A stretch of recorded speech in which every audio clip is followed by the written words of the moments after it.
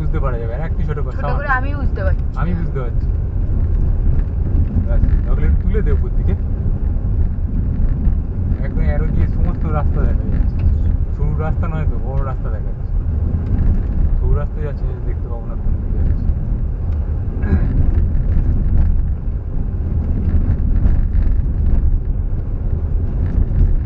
কাজ সব বন্ধ আছে তো?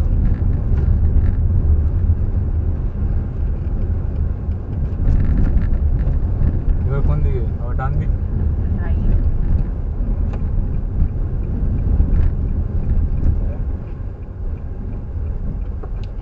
এই তো